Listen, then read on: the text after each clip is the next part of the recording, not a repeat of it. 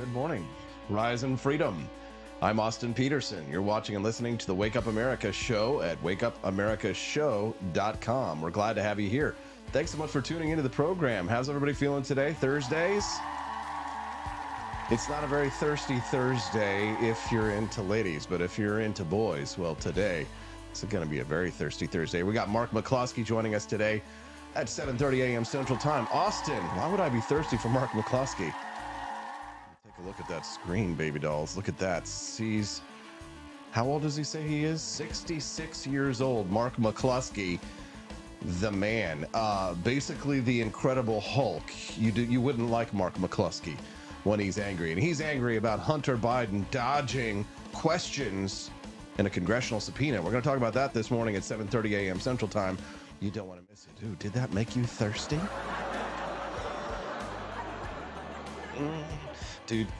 Yeah.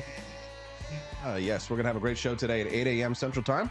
We're going to talk to Camellia Peterson. And there you go, boys, for your Thirsty Thursday needs. She's going to join us at 8 a.m. Central to talk about millennial women on the decline. We're going to talk about that and some other things. Do you think we can make Camellia blush today? I think so. Of course. It's a rather quiet sweater, AP. Yes, it's true. Normally I do wear something a little bit more loud, but I just wanted to be cozy and comfy today. At 8:30 a.m. today, unfortunately, Daniela Pensac will not be with us. I got Remzo Martinez to join us on the show today. He's going to join us to talk about apparently a no whites allowed Christmas party. No, this wasn't just something that happened on your average college campus. The mayor of Boston accidentally sent out an invitation to her friends and family and coworkers and colleagues for her no whites allowed, I kid you not, no whites allowed Christmas party. Well, the hubbub, of course, the buzz is hilarious. We're going to play some of the clips that we have of that. And Remzo Martinez is going to join us this morning at 8:30 a.m. Central Time. We're looking forward to hearing from Remzo Martinez on the show. All right. Well, very briefly, just a couple of quick announcements before we get started. I know for those of you who are interested, you might have got an email last night. If you were formerly a monthly subscriber to my YouTube channel, we all remember when we were on YouTube back in the day. And some of you probably got the message. Well, the news is that YouTube has re-upped my monetization. So that's good news. And some of you may be wondering, well, are we all going to go back over to YouTube? And the answer to that, well, I think I'm going to let Jordan Belfort actually answer the question for me on whether or not now, thanks to monetization, we're going to go from Rumble all back to YouTube.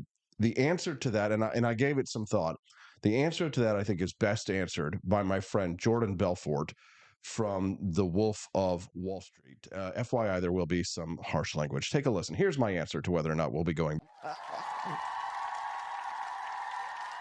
Oh, yes. If you're not in a good mood, you will be by the time the show is over. Do me a favor, will you click that like button and subscribe to the channel? We're not leaving. We're staying right here at rumble.com/AP for Liberty. So if you are watching us for the very first time over there today, do me a favor, click like and subscribe to the channel. We're grateful to have you here.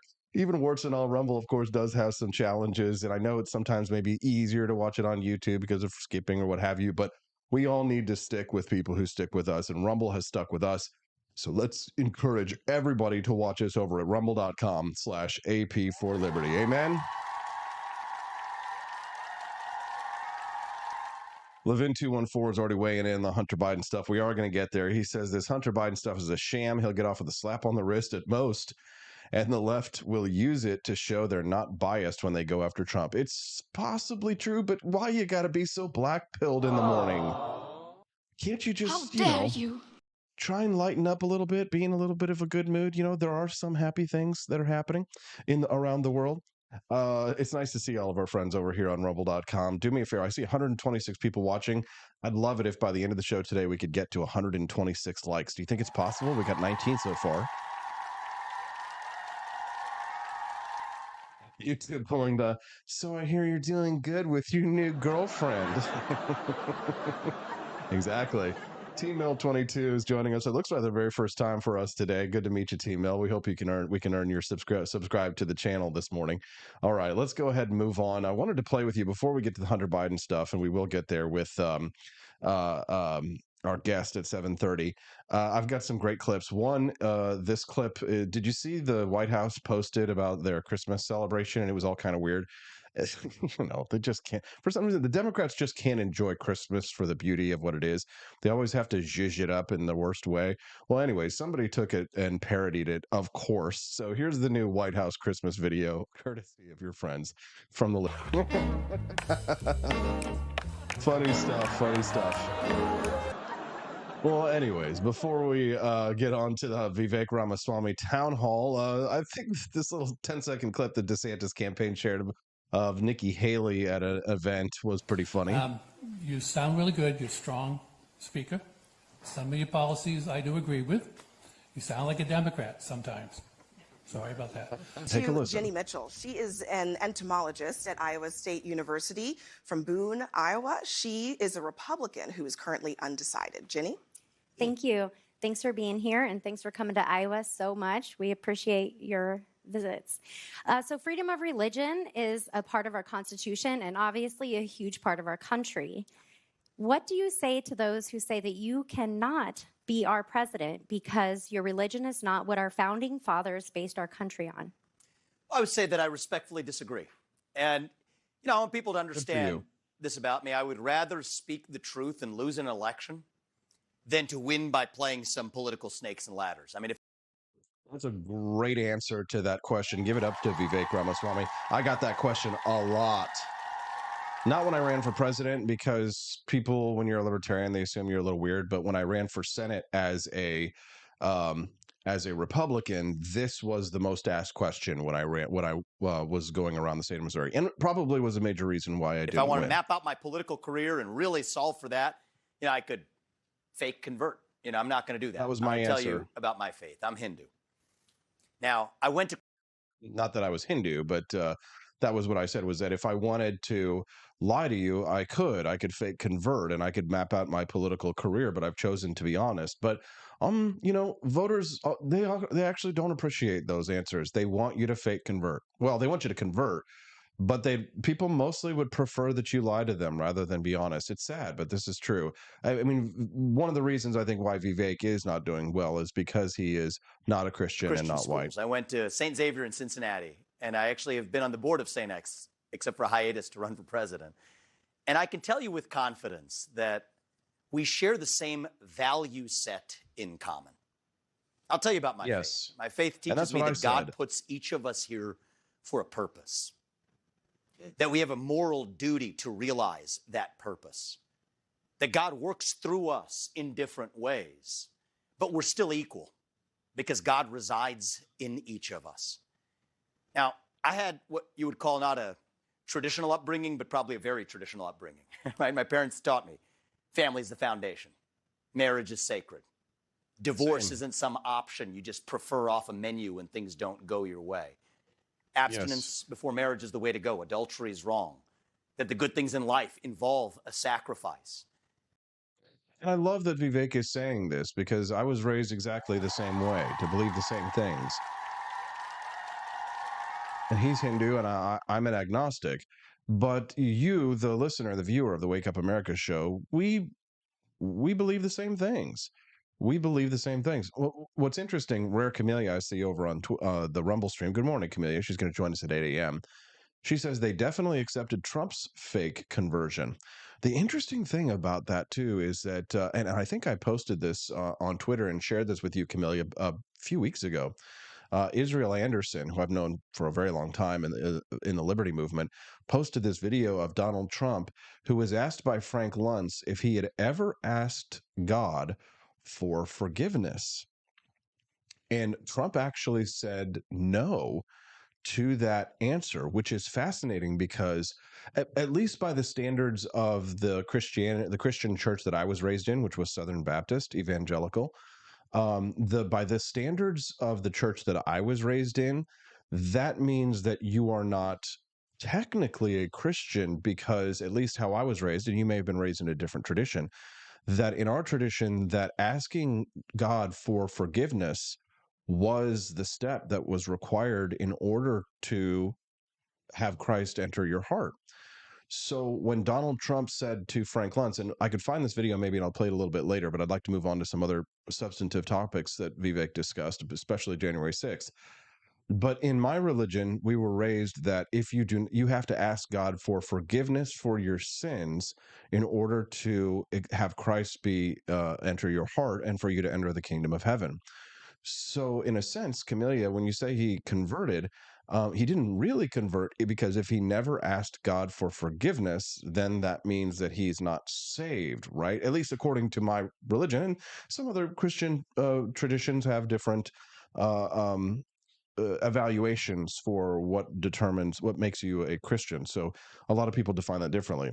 But I do have to say, I think it's pretty brave, and I think it's a good thing that Vivek Ramaswamy is running because it shows that people who are not necessarily of your same faith, of the majority faith of this country, can still share your same values.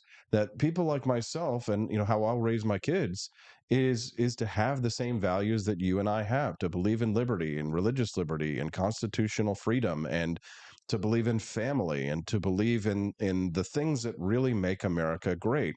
And I know that for a long time people define faith as part of that, but I think it's perfectly possible for you to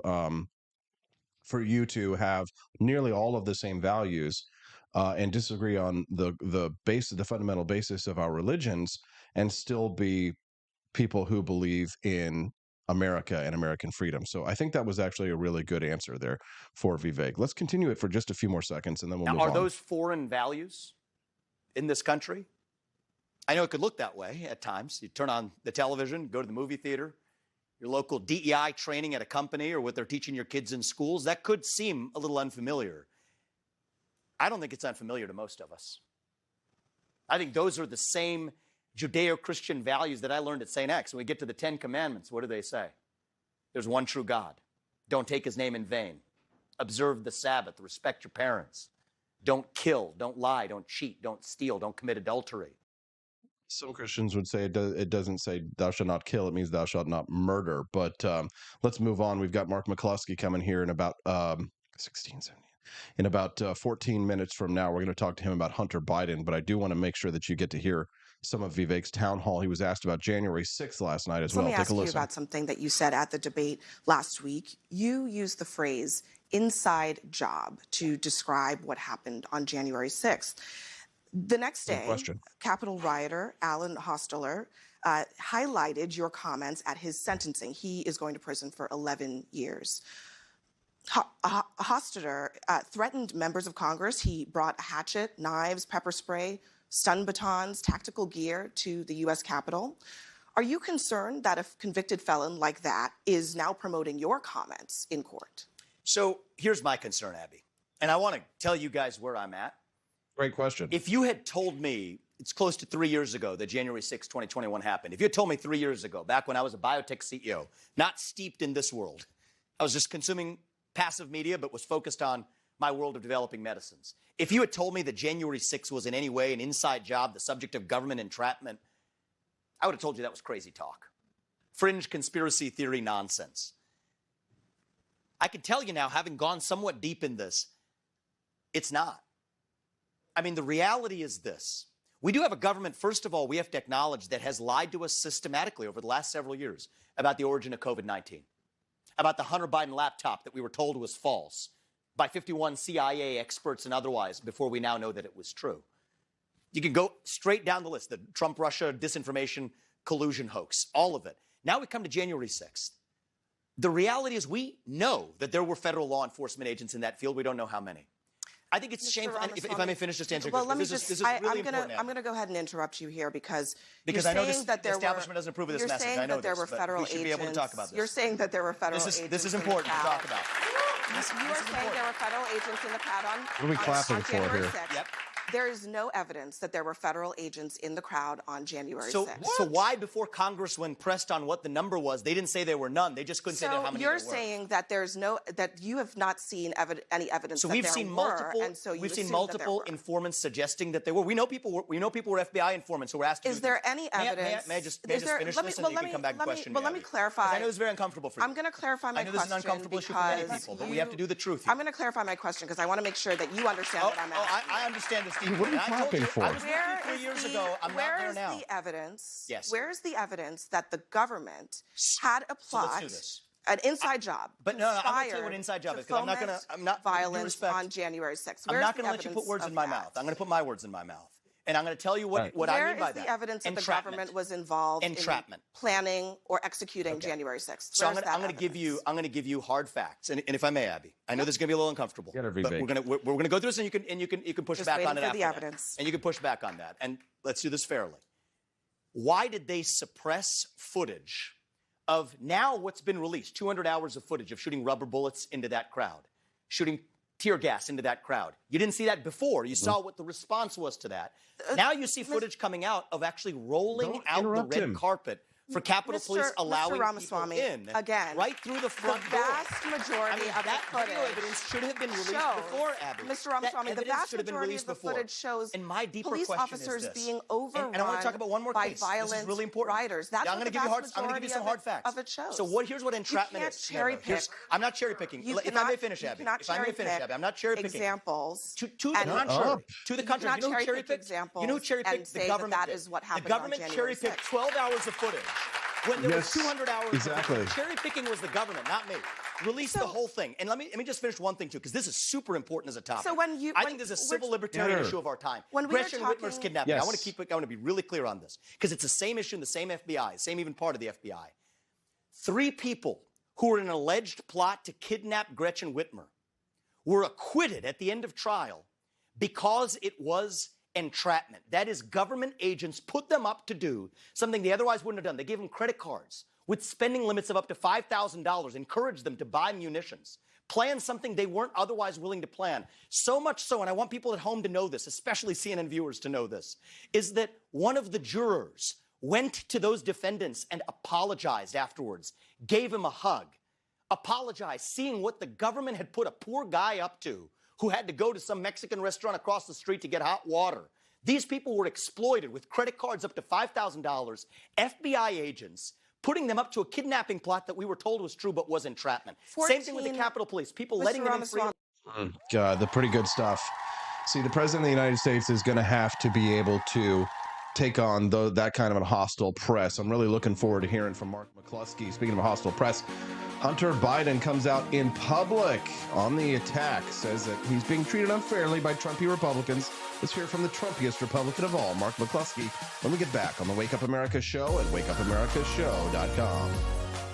Goose Lodge in Jamestown, Kansas, your home away from home. Choose the comfort and privacy of our individual rooms, each equipped with its very own locking door and en-suite facilities. Or bring the whole family and make memories in our communal space. Snuggle up on our plush recliners or share a meal around the dining table that comfortably seats 8. Our kitchen is armed with everything you need, from a microwave to a full-size fridge. For a bird's eye view, book the Eagle's Nest. Enjoy the privacy, storage space, and its very own toilet and shower. For just $450 a night, reserve the entire lodge. Perfect for reunions or retreats, accommodating up to 8 guests. And remember, Snow Goose Lodge is a haven for kids and dogs alike. So bring the whole family. Book your stay now and get 20% off your first booking using the code WAKEUP. Expansive time, a year might seem like a mere moment, but oh, what a year it's been. In September 2022, Austin and Stephanie Peterson embarked on a journey to wake up America. They began humbly, with just 20 souls tuning in, learning, listening, and though challenges arose, like the looming shadow of YouTube demonetization, their spirit never waned. And now, thanks to you, thousands rise with the sun to join them, to listen, to engage, to be a part of a community. So here's to you, and to Wake Up America, for memories shared, for friends made, for the journey ahead, and for never, ever forgetting to rise and freedom. Happy anniversary. I'm Donald Trump, and I approve this message. Believe me, Austin Peterson is the best. He's got the greatest Wake Up America show I've ever seen. Whenever I tune in the mornings and watch the live stream, let me tell you, he has got the absolute best content. I love his guests. It's just a total blast to watch, and I highly endorse and recommend the Wake Up America show. It's terrific, believe me.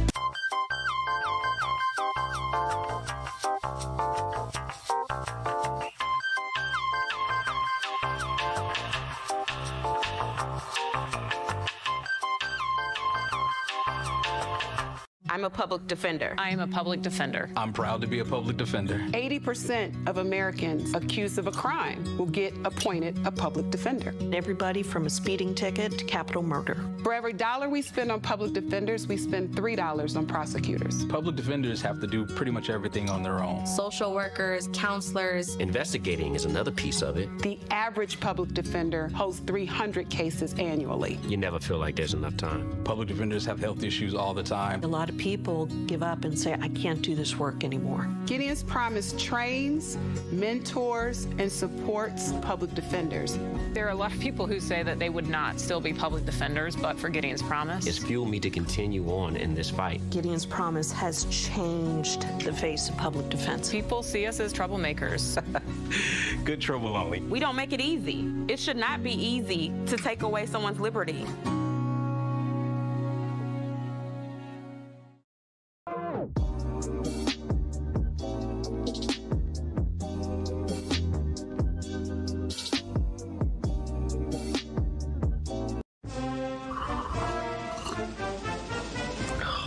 Tired of spending your hard-earned money on woke corporations that don't share your pro-freedom values? Fed up with sipping liberal lattes and progressive cappuccinos? Introducing Founding Flavors from AP for Liberty Shop. Get your day started with Washington's Revolutionary Roast. As robust and principled as the man himself, this blend is the shot of energy heard round the world. Or maybe you want to taste the fervor of freedom with Adams's Patriotic Perk. It's as dynamic and balanced as the U.S. Constitution, sure to awaken your spirit of liberty. For the aficionados, we've got the Jeffersonian Java, a complex mix of flavors that speaks volumes about your refined tastes. And don't forget Betsy's Liberty Lullaby, our decaf option, crafted with the same care and dedication Betsy Ross put into our Star-Spangled Banner. This blend lets you enjoy the taste of freedom anytime without losing sleep. No woke beans here, folks. Just pure, patriotic, pro-freedom flavors brewed with love for liberty. So why compromise your principles for a cup of coffee?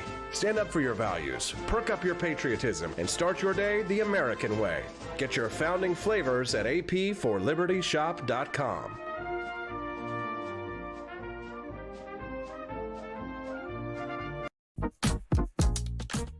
Let me state as clearly as I can. My father was not financially involved in my business, not as a practicing lawyer, not as a board member of Burisma, not in my partnership with a Chinese private businessman, not in my investments at home nor abroad, and certainly not as an artist. Certainly not as an artist. What the hell? Good morning, Rise and Freedom. I'm Austin Peterson. You're watching and listening to the Wake Up America show at wakeupAmericaShow.com. That was Hunter Biden. Republicans are on the hunt for Hunter. Hunter's just looking around for a little crack cocaine. Thanks so much for joining us today. It is the season to be merry and bright, but I think that Hunter might be looking into a different kind of powder for the holiday season. Well, Republicans going to finally be able to get Hunter to testify under oath? Honestly, I'm not a lawyer, so I'm not going to be able to answer that question for you. That's why I've got one coming up in just a moment. But before we get Our next guest, who I know you're all excited to hear from, started. Do me a favor, click that like button and subscribe to the channel if it's your first time watching the Wake Up America show today. We'd love to have you come back and join us every Monday through Friday from 7 to 9 a.m. Central Time. I see we've got a bunch of brand new people watching the show for the first time today, so we'd love to have you come back and join us again tomorrow, because every Monday through Friday, it's a great show. We got great guests like my next one joining us. He is a former U.S. Senate candidate, and he's also known as the AR-15 toting lawyer, defending his property from violent Black Lives Matter activists here in the state of Missouri. His name's Mark McCloskey. He's joining us live right now. Good morning, Mark. Merry Christmas. Good morning and Merry Christmas to you. Mark, Hunter Biden says his father had nothing to do with him as an artist. Kind of odd. I think Hunter's got nothing to do with Hunter as an artist. I can tell you that. What's your reaction to Hunter Biden finally coming out in the public? Wise strategy. Would you have advised him to do this as a lawyer? Well, let's take one step back. I thought immediately that the new charges in California were designed specifically to give Hunter a Fifth Amendment claim so he could get in front of Congress and say, I've been advised by counsel not to say anything. I'm exercising my Fifth Amendment rights. Anything I say may tend to incriminate me. But then to go out in public and say, I'll answer any legitimate question. I've got my Ramaswamy finger up. My legitimate, any legitimate questions to ask me, meaning only the ones I choose to answer, but not under oath and not behind closed doors. But, so has he waived the Fifth? I don't know. Is he going to be held in contempt of Congress? I doubt it, because, our Republican majority is a bunch of wimps up there. They never really do anything. And even if they hold him in contempt, is the Justice Department going to charge him? Are they going to do a Steve Bannon on him in this Justice Department? Likelihood is zero on that. There's no equal justice on the law now, as I like to say for the last 6 or 8 months. Instead of being innocent until proven guilty these days, you're guilty until proven Democrat, in which case you can do anything you damn well please. Pretty good stuff from Mark McCloskey, who's joining us live right now, fellow Missourian as well. Glad to have him here and get his legal take on what's happening. So why is he being brought in front of Congress? What is the subpoena for? Well, they want to actually ask him questions. For example, who's the big guy? What's the 10% for? When he's saying to the Chinese oligarch, my father's sitting right beside me, and if you don't do what we ask and cough that money up, tonight, we're talking tonight, my father's going to bring down the fury of all of his friends, and you know how I can hold a grudge. I mean, the bottom line is you don't have to, and Ted Cruz is pretty good about pointing this out. Joe Biden doesn't have to benefit personally from the corruption that he encourages. Joe Biden's, if his family members are benefiting to the tune of $20, $30 million, I mean, that's serious money, as a result of his corruption, then he's just as guilty of it as if he's getting that $20 million himself. But of course, he is getting money himself. I mean, he lives like a billionaire. He's got beach houses, and he has millions of dollars, and making $174,000 a year. I mean, how many of us get to live like that at $174,000 a year? And by the way, paying his he's on the dole from his kids all the time. His brother's making money. He's done nothing but work allegedly as a public servant for his entire adult life, and yet he lives infinitely nicer than you possibly could. And that's sorry. They couldn't get Al Capone on anything but tax evasion. And the way they got Al Capone on tax evasion was they compared his lifestyle to his reported income. Maybe we ought to think about that with regard to the Bidens, because no one could live their lifestyle what they allegedly make. But yeah, go ahead. No, I was just going to say, but I think the reason Hunter Biden did what he did yesterday is because they no longer have any respect for the system. They believe that they're immune. They have this impunity that's acquired through now having absolute power, having the power to crush their opponents politically, crush them judiciously, use of power of subpoena and indictment to crush the opposition. On my radio program, I tried to read the list of everybody that's been indicted, harassed, had their doors kicked in, or been prosecuted by this administration for doing no more than supporting President Trump or the old administration. And you can't read it now. Now you just put it in categories like 1,300 January 6th defendants, 3,000 conservative Catholics. I mean, all this sort of thing. But they feel like they're immune. And when you see, for example, President Biden posing with Volodymyr Zelensky, where he's wearing his hobo wear in the White House. Have you seen Jill's Christmas video with a tap dancing cross dressers? We played it earlier. Did you? All right. Yeah. Well, I mean, how demeaning, right? But they are now actively trying to undermine and destroy, the credibility and the integrity and just the culture and history of the United States. Couldn't agree more. Let's give it up for Mark McCloskey, who's joining us live right now here on the Wake Up America show, talking to him a little bit about the Hunter Biden subpoenas in the White House. So you've already kind of taken the black pill on this, Mark. As you know, if you don't know what that is, the black pill is that the kind of doom and gloom take. What's the best case scenario that we could hope for in something like this? I mean, you said that we should try and nail him on tax charges, but I mean, something like this probably doesn't happen unless Donald Trump takes over the White House next year, right? I think that's correct. I think that unless Trump wins, all this stuff gets brushed under the carpet, and much, much worse. They will start rounding up people like you and me, people that disagree. You're no longer allowed to disagree. We now have the freedom in America to agree with the government or be at risk of indictment. And that's no different than the Soviet Union. And they came after you, Mark. They came after you. Yeah, they did. And it wasn't free. And by the way, the last thing we did, I think November 7th, we argued in the Court of Appeals to still get those 2 guns back. So it's still not all over. But I mean, they tried to take our law licenses. I've got on my program on Sunday, I've got John Eastman on, and they've been trying to take his law license in California since June for writing legal memos and giving his opinion, right? His legal opinion. Here's a guy who clerked for the Supreme Court for Clarence Thomas, was a dean of a law school. He's asked by President Trump for a legal opinion, which he writes in 2 memos, right? Now he's indicted. He's got felony indictments against him down in Georgia. They're trying to pull his law license in California. We're doing no more than what we're supposed to do as lawyers, and that's advocate for our clients. And that's the problem now. Think about this. Let's say they kick in your doors tomorrow and say that you said something that you shouldn't have said on Wake Up America, and you got to hire a lawyer. What lawyer is going to work for you for fear of being indicted himself for having opinions that the power structure doesn't like? I mean, you take away your right to freedom of speech. You take away your right to counsel. And now lawyers, in all these cases against Trump, the courts have taken away his attorney-client privilege. And they've forced his lawyers to testify against him. Once you do that, then there's no pretext of a free society anymore. Once you do that, then it's no different than the show trials in the Soviet Union. We've got to have a trial before we find you guilty. And I will sidetrack right now because I have personal knowledge of a friend of mine who got convicted by the January 6th court up in D.C. The judge actually told him before the evidence came in, "You're guilty. You can put on your defense if you want to, but you're guilty." And I mean, that's just a Soviet show trial. By the way, I'm glad you brought that up, Mark.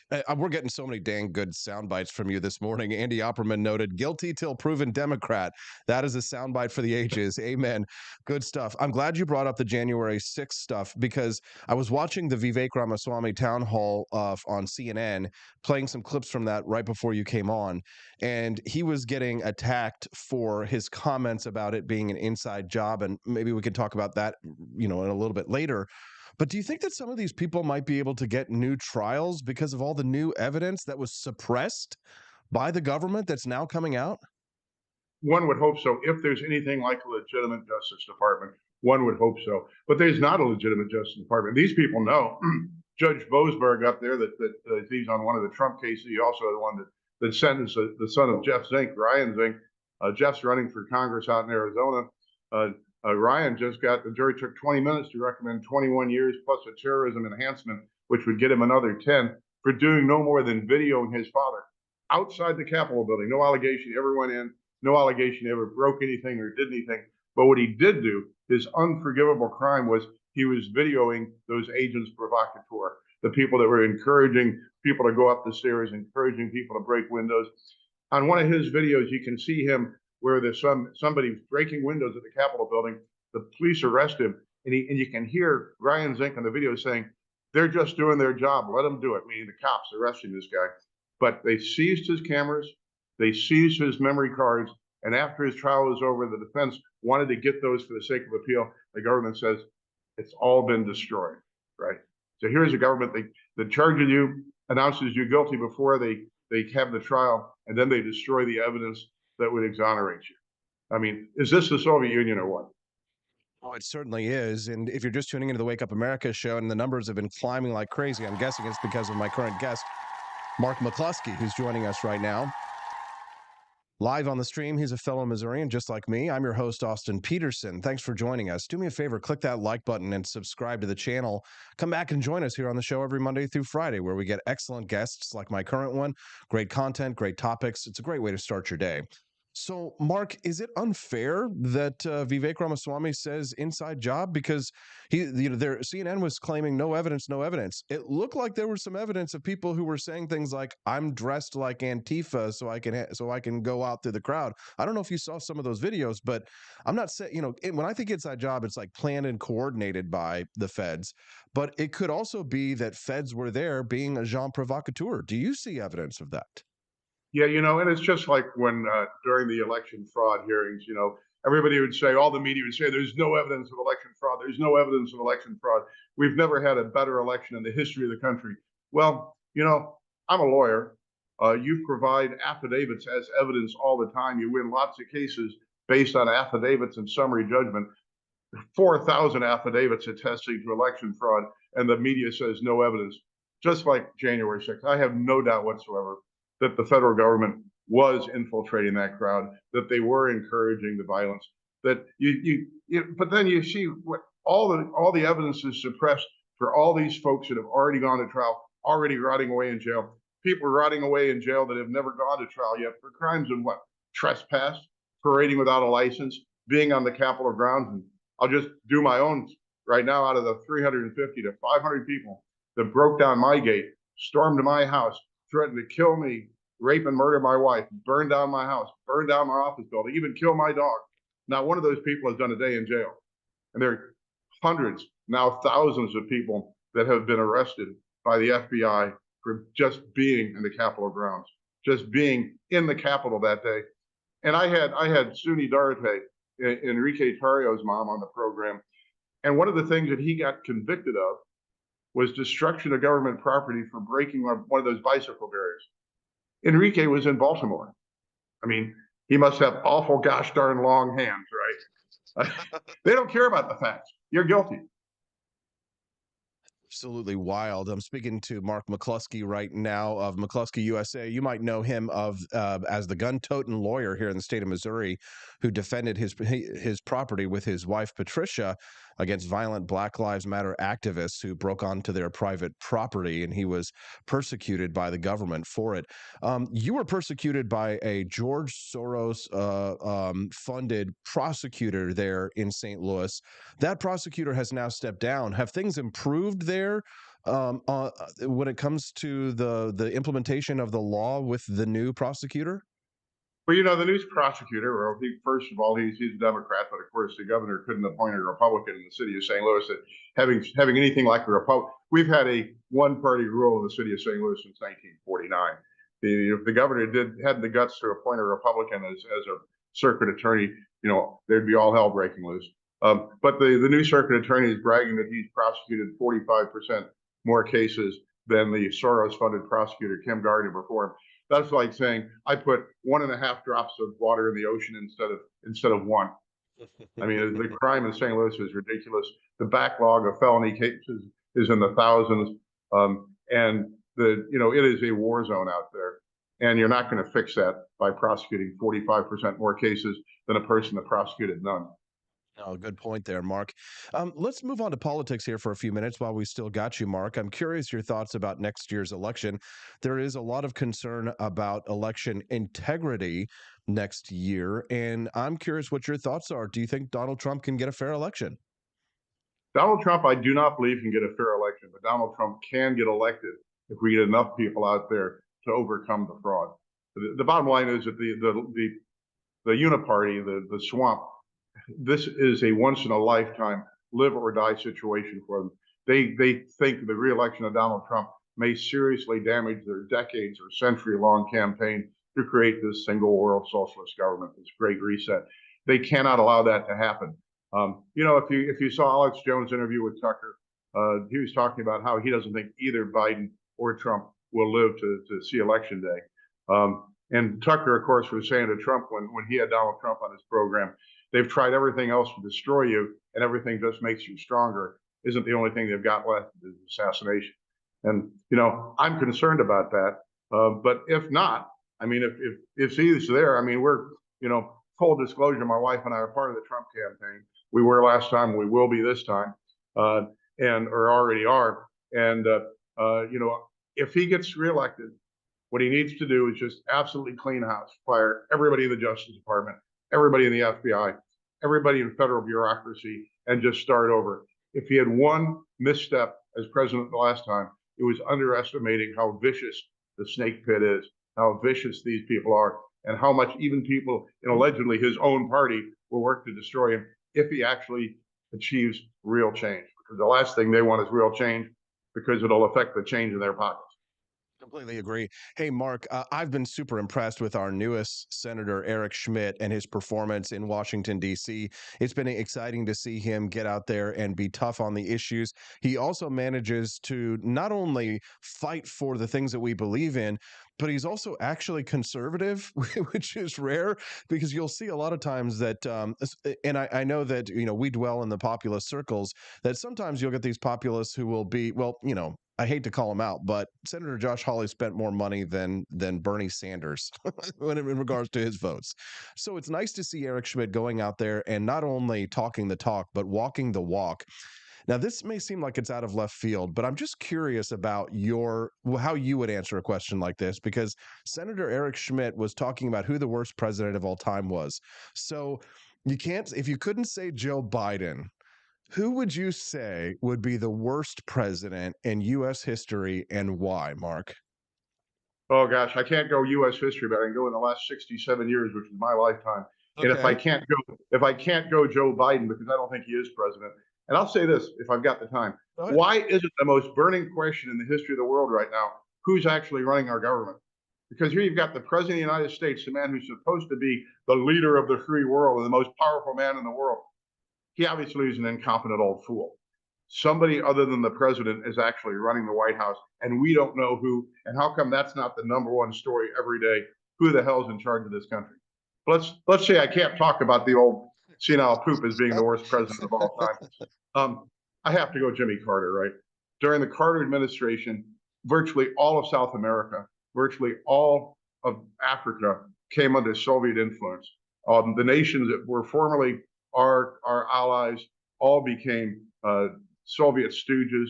It took Ronald Reagan, it took spending them out of existence to defeat that. But Jimmy Carter, in 4 short years, destroyed our economy, created 20+% inflation. My wife's first car purchase when we were in college during the Carter administration, 25% interest rate, right, on a car. We moved up here to St. Louis, and a 7% loan was considered a godsend in those days. My folks had a 7% mortgage on their house. I mean, that was like a gift in those days. Now everybody's whining about 7% mortgages. But I mean, destroyed the economy, destroyed our foreign relations in 4 short years. And it took 8 years of Ronald Reagan to fix everything. We would have also accepted the answers Woodrow Wilson, Franklin Delano Roosevelt, and Lyndon Baines Johnson, but still a good answer. Mark McCloskey. Hey, Mark, is there anything else that you'd like to share with our listeners, or maybe plug your show before we let you go? Yeah, I'll plug my show. It's Mark McCloskey on Fire. It's News Talk STO 101.9 in St. Louis. You can catch it on X. You can catch me on Rumble and Mark McCloskey on Fire. You can catch me on my Facebook. But I can tell you, I'm getting shadow banned big time on Facebook. Posts that will get 800,000 or 1 million hits on X. I get 26 people on Facebook. This isn't a coincidence. But anyway, Mark McCloskey on Fire. We broadcast 5 to 6 Sunday afternoons. And then, of course, you can catch the podcast anywhere forever. I've got John Eastman on this Sunday. He's going to talk about, exactly what we've been talking about here today, that there is no longer any freedom or any justice system in this country, that if you say the wrong thing, they will burn you and never forget. AOC called it the Trump Accountability Program, that everybody that worked for Donald Trump or worked in the campaign is going to be persecuted for the rest of their lives, and they're making good on that threat. Mark, you make me proud to be a Missourian. This whole time on rumble.com, we went from 200, 300, 400, 500, 600, 700 listeners, thanks to your awesome commentary. We appreciate you. Thanks so much for that, Mark. You have a wonderful day and a Merry Christmas. Merry Christmas to you and Merry Christmas to your audience. Thank you very much. That's Mark McCloskey. Follow him over on X at McCloskey USA. What'd you guys think of him? Give us a text. Send us a text at 573-319-1586. Again, the text lines are open. You can send us in a text at 573-319-1586. We've got lots more great show to go. I want to play some more clips from the Vivek Ramaswamy Town Hall. But can I ask you a favor before we get started with the next segment? Would you click that like button and subscribe to the channel? I know many of you who are watching us, the 846 is by my most recent count, are probably watching us for the first time. The Wake Up America show streams live every Monday through Friday, 7 to 9 a.m. Central.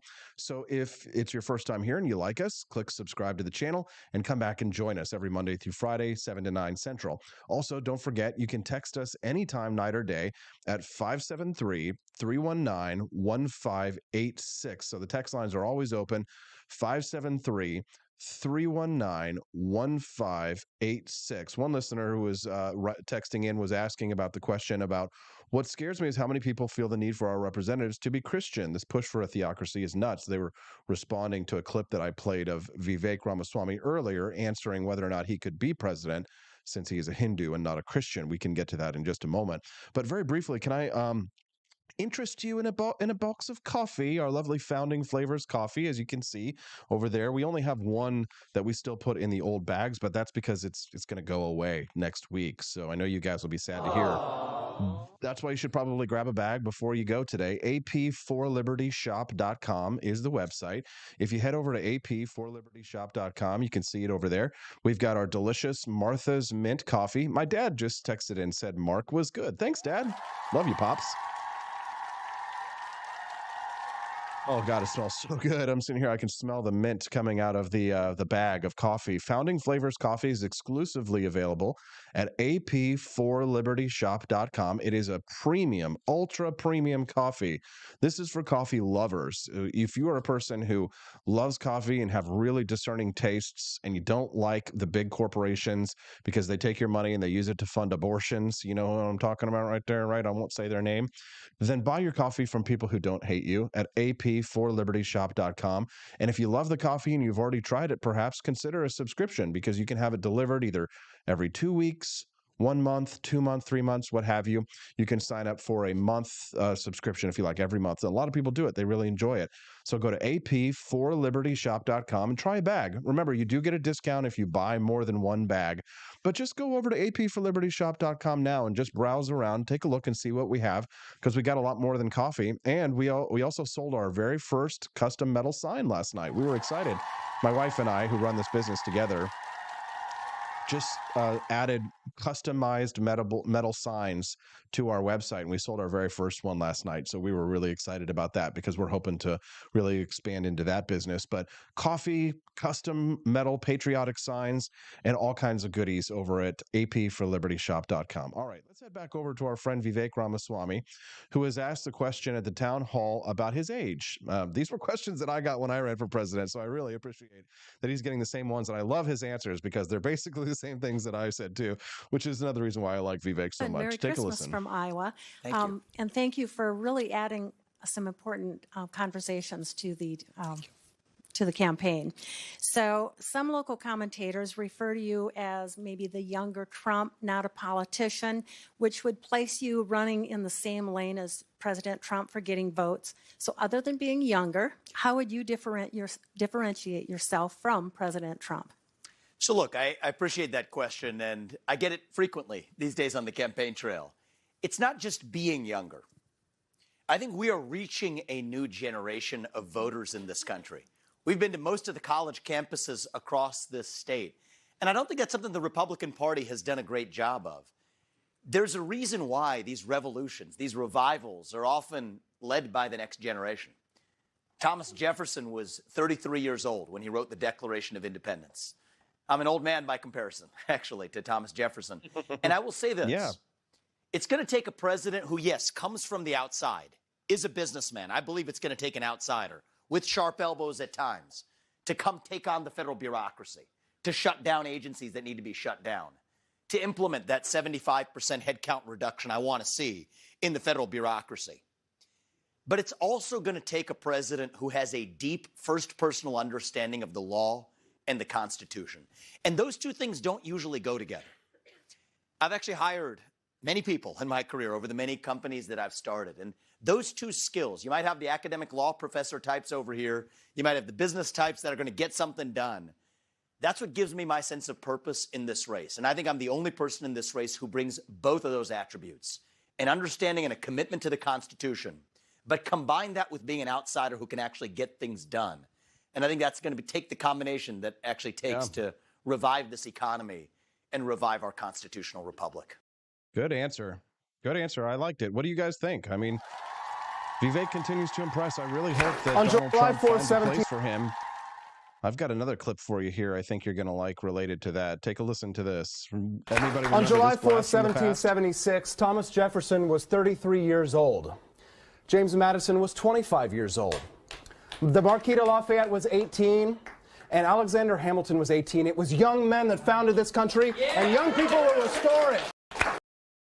Yeah, AP. Give him hell.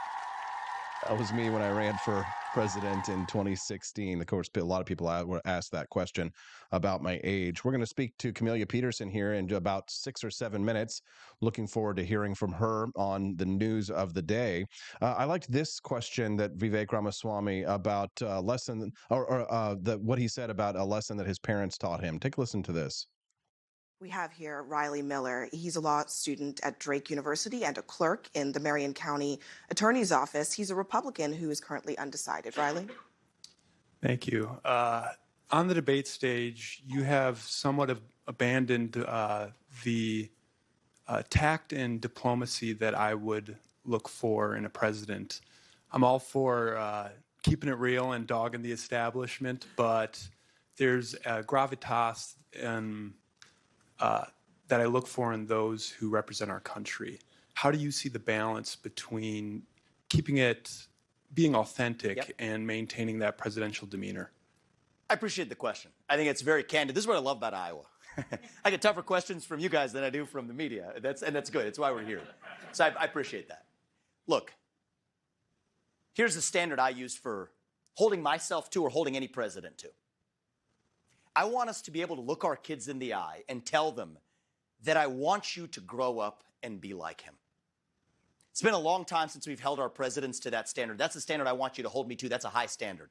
Now, I think about that in judging the way that I comport myself in different areas. Am I going to tell my kids to go to school and be a bully? No, I'm not. But I'm going to tell them if somebody bullies you or hits you, you're going to hit them back 10 times harder. And that's the way I'm going to lead this country. You have to be, as we say in our family, you have to be strong enough to protect your kindness. So if you watch those debates carefully, I don't engage in four-letter words. I mean, there are other candidates who have called me dumb, scum, and worse that I'm not going to repeat here. I didn't go after them, but if they're going to come after me, I'm not going to be a president, whether it's Xi Jinping or Vladimir Putin or anybody else, who's going to roll over. When I'm leading the United States, the same rule applies. If you hit us, we hit you back 10 times harder. But it's not for the sake of being a bully. Man, that's good stuff. Oh, my gosh. Tell you what, let's do this. Let's get Vivek Ramaswamy. Let's get Camelia in here. I'm going to go to the commercial break very briefly, get Camelia, bring her back, have her respond to that, and then I want to talk to her a little bit about some of the challenges millennial women are facing in the world today. This is good stuff. Head over to apforlibertyshop.com during the commercial break and get yourself a bag of coffee, and we'll be right back on the Wake Up America Show at wakeupAmericaShow.com.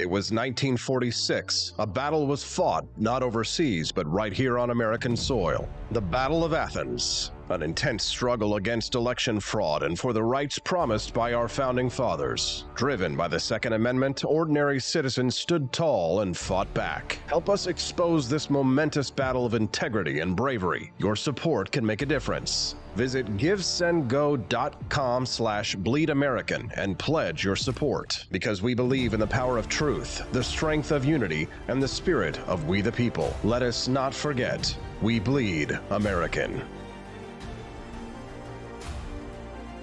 Fire. It's such a big audience. I want those commercials to be short so we can stick around and have a lot of fun. Good morning, Rise and Freedom. I'm Austin Peterson. You're watching and listening to the Wake Up America show at wakeupAmericaShow.com. That voice that you heard is our traditional Thursday guest at 8 a.m. Central Time. She's the lovely Camelia Peterson, another Missourian this morning. It's just Missouri, Missouri all over the place. What's up, CJ? Good morning. Good morning. Glad to have you here.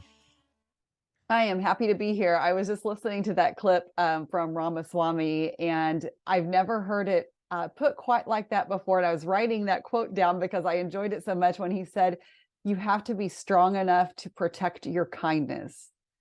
And it's like, that's just really so true, right? So, it is. Because that question that he was asked, I relate to a lot, because I do think that is a problem in our political culture, is that it's just all about owning the other side. And that this idea, we've gotten to this notion that in order to be being a statesman means that you're weak. And I think that's a huge mistake to equate that. And it's unfortunate that we're at this point. And I think we probably have Trump to thank for a lot of that, although I do think it's a deeper cultural issue. But I've not watched Vivek Ramaswamy and considered him to, I haven't considered him to be inappropriate in that sense. Is he animated and is he very direct in his arguments? Yes. But is he doing the sort of things that Trump did as far as like very personal insults? No.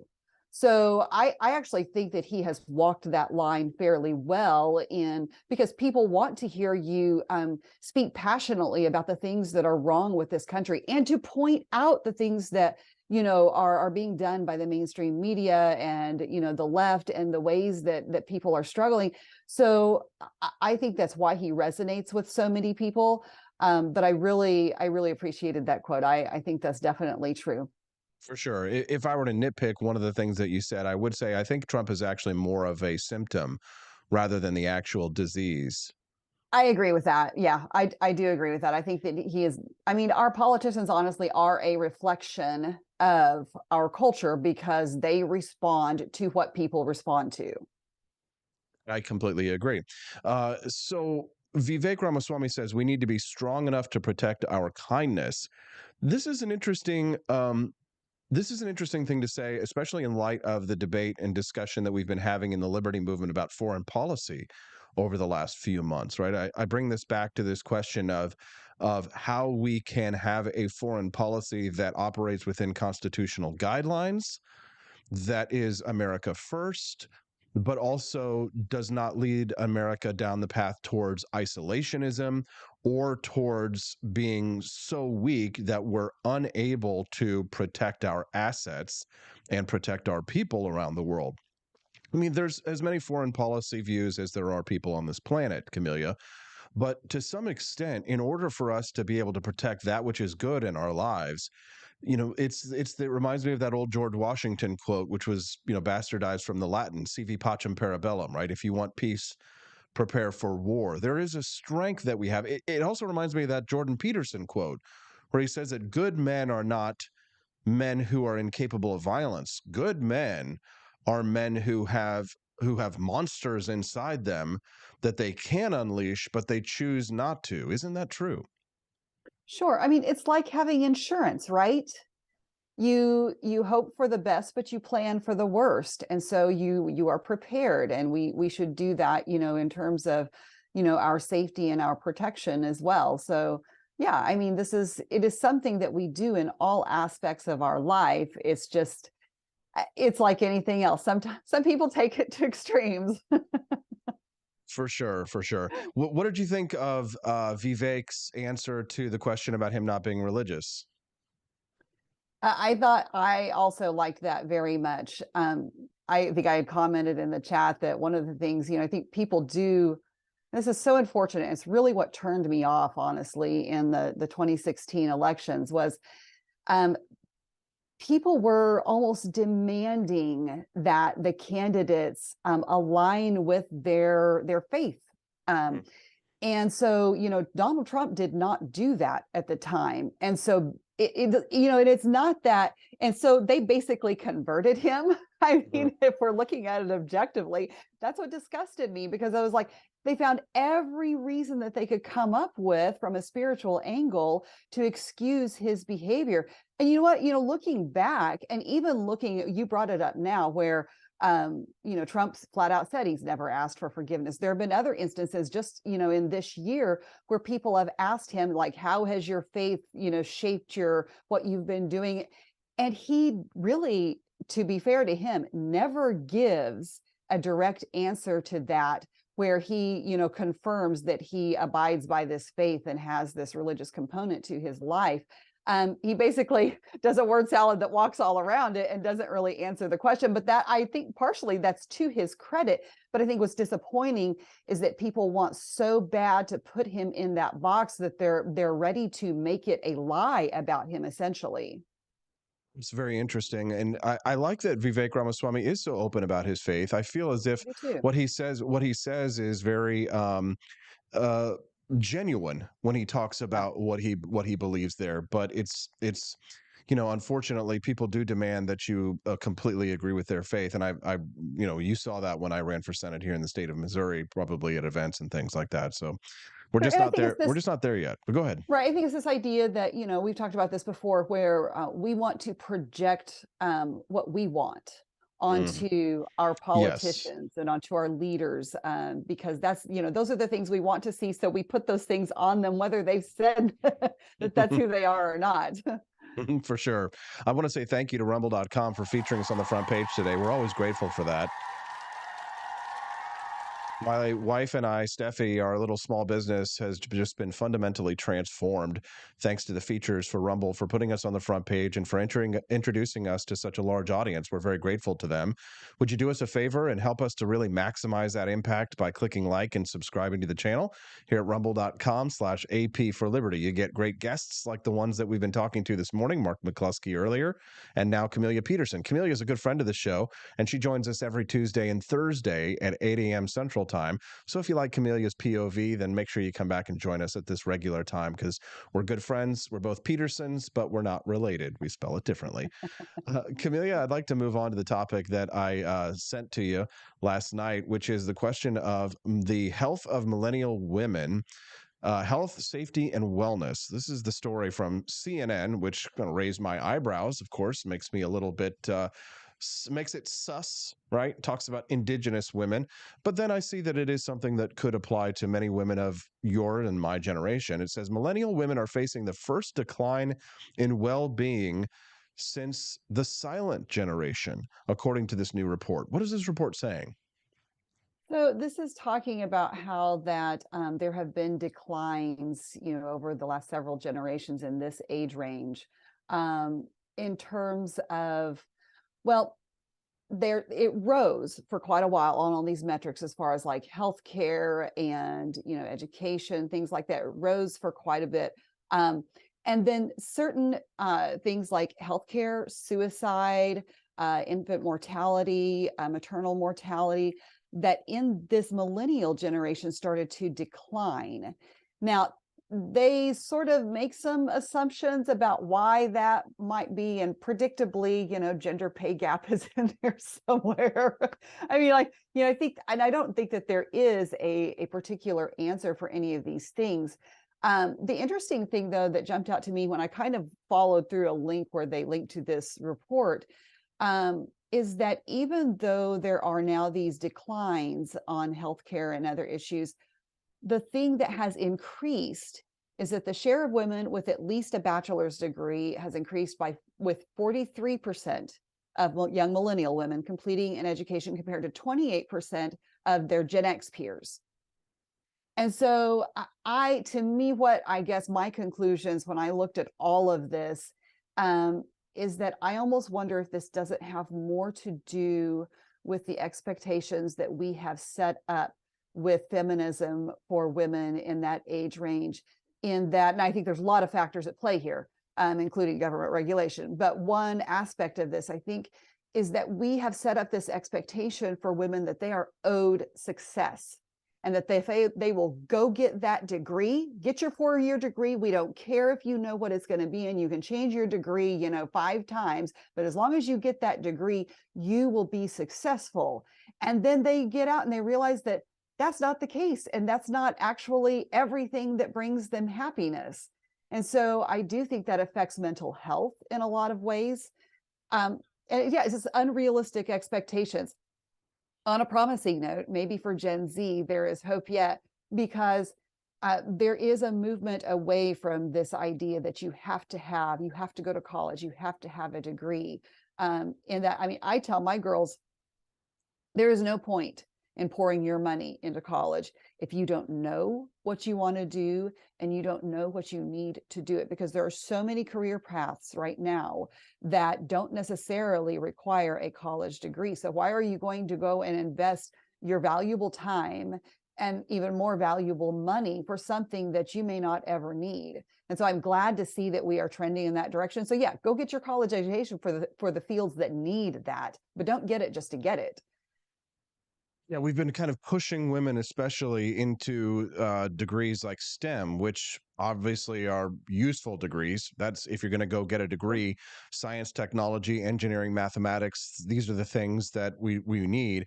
But we have been pushing kids to just get a degree no matter what, just whatever it is, just get a degree. And, I won't say victim of that, because I think I did get a good education. And for a while, especially when I was first getting into the job market, employers really did look at the college degree. And I'm sure that they still do to some degree or another, bad pun perhaps. But the problem with the modern market is now, for those who got degrees, if you're maybe 10, 15 years younger than me and you don't have the skills or the experience that I do, if you have a college degree, it doesn't matter. You may have spent a lot of money and got a lot of college debt. And people like Elon Musk, the top firms in the country, the Fortune 500 companies, are all lowering those requirements because they realize, right, unless it's something useful like, again, STEM, it was a waste of time and energy and money. No wonder a lot of these kids want their student loan debt forgiven. I don't blame them for feeling that way, even if it's wrong to do it, because in a way they kind of got scammed.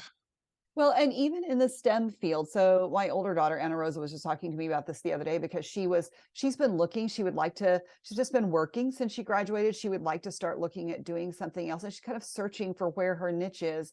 And she talked about STEM. And I told her, it's like, the only thing is that, this article that you and I talked about here a couple of weeks ago about the 41-year-old man who's living at home with his parents because he can't find a job that's not beneath him. Yes. I mean, part of the problem with the STEM field too is that so many people have been going into STEM that it's really at risk of being saturated. And really the fields where there's always rising demand for people to work in are a lot of skilled labor fields, but also service industries. Service industries have not lost any ground in the last few years. They have continued to rise. And so I think that there are a lot of opportunities there, but you don't hear those pushed quite as much. And we've had STEM pushed so much and it's important. I mean, it's obviously necessary for our society now. But I do think that we're kind of reaching that saturation point. Now, in terms of millennial women and their expectations, that's a whole different can of worms here. I'm reading this, this story. When millennial women are facing the first decline in well-being since the silent generation, you mentioned earlier that some of this has to do with their expectations of happiness. So I could just ask you the question in the room. So then, what would make women happy? Millennial women happy?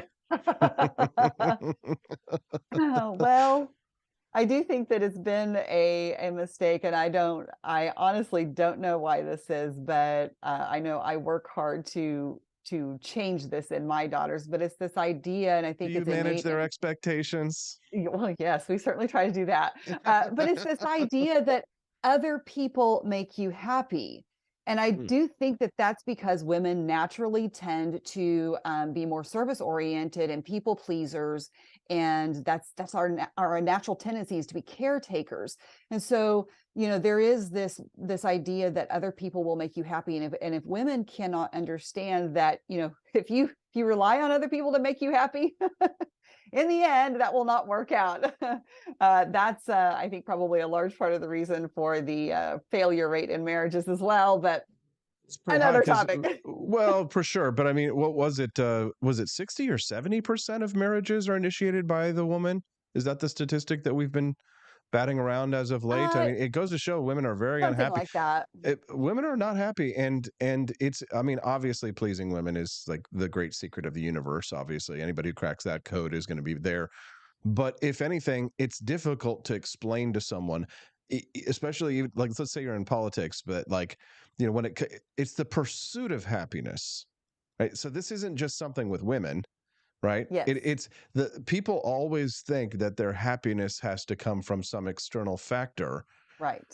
But like the great secret is, I mean, name any sappy Christmas movie. I think even, you know, the Christmas Carol, for example, you know, Ebenezer Scrooge, true happiness comes from within. Probably one of the most difficult lessons to learn. Probably very few people actually find it, don't they? Right. There's the Ralph Waldo Emerson quotes that goes something like, you know, you can search the world over for, you know, beauty, but, you know, if you don't have it within yourself, you won't find it.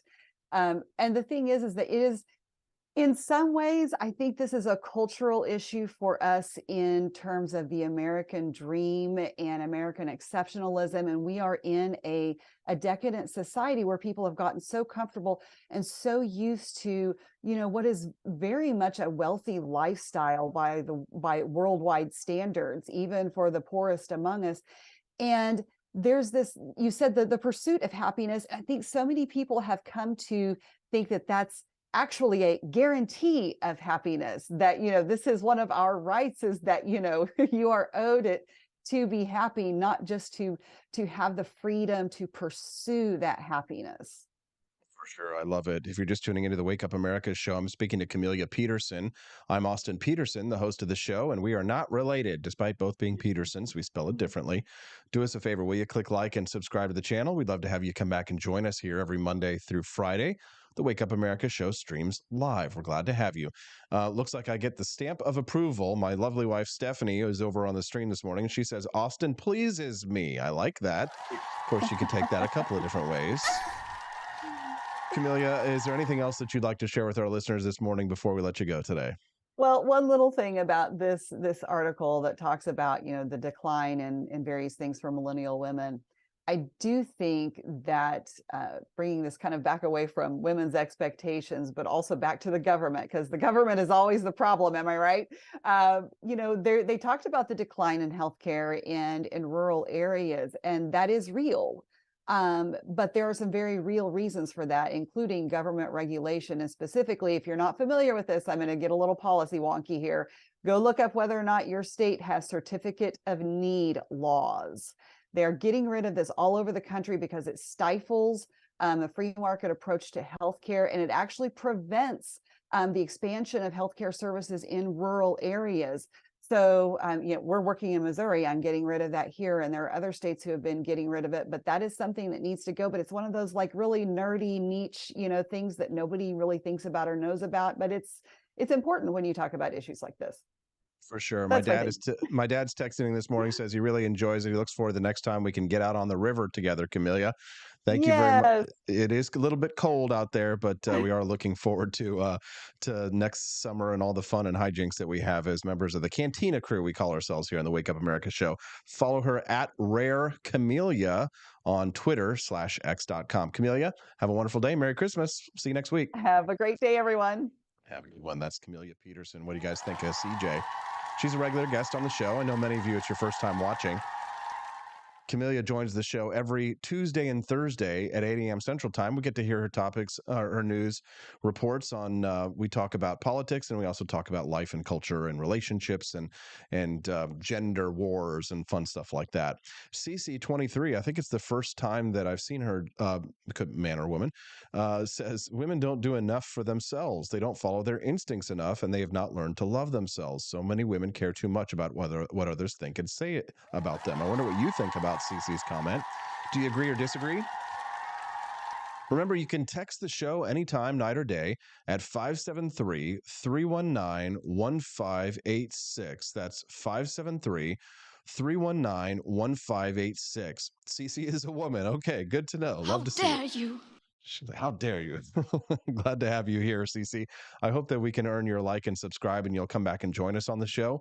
The show streams live every Monday through Friday from 7 to 9 a.m. Central Time, and we'd be glad to have you subscribe to the channel and come back and join us and hang out. Tomorrow is going to be even more fun because Fridays we call it Freedom Family Fridays, and that's when my smoking hot redheaded libertarian wife comes and joins us on the set, Stephanie Peterson. Steffi, we call her. Freedom Family Fridays. Oh, and some good news. We're actually going to have another member of the Peterson family, but some of you have no idea who it is. It's my brother, Justin Peterson, will be joining us tomorrow on the show. So we'll have my brother, Justin, my smoking hot redheaded libertarian wife, Stephanie, and we'll have one other special guest who is not a member of the family, but that's a surprise. I like to surprise you guys with lots of fun guests. First time they're going to be appearing on the show.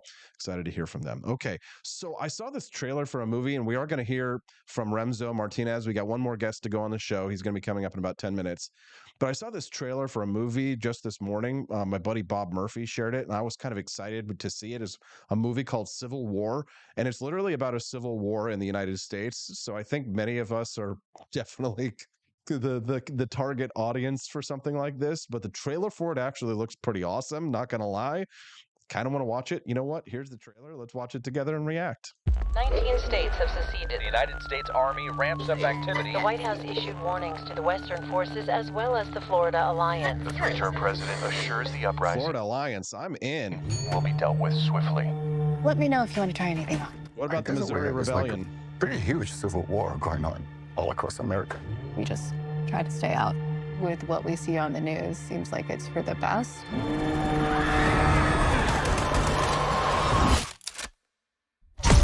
The Western forces will reach the White House on July 4th. Oh my God. Get in the car! Get in the car! Move, move, move! You're gonna hang back. I'm not hanging back. One nation under God, indivisible, with liberty and justice for all. Go, go, go, go,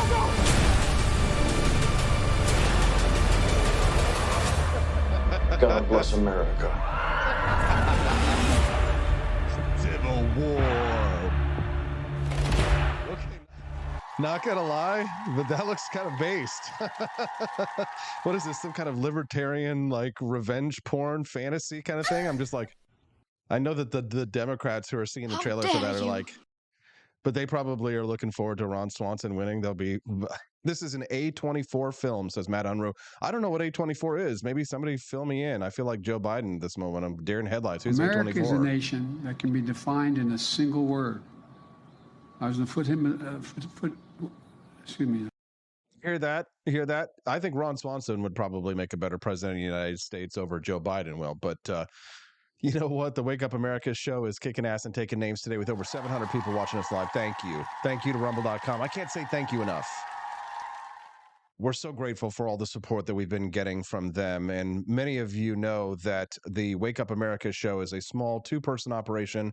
Me and my wife, we have our own merchandise shop that we run to try and monetize the show. And Rumble has just been absolutely stellar in helping us to grow the Wake Up America show.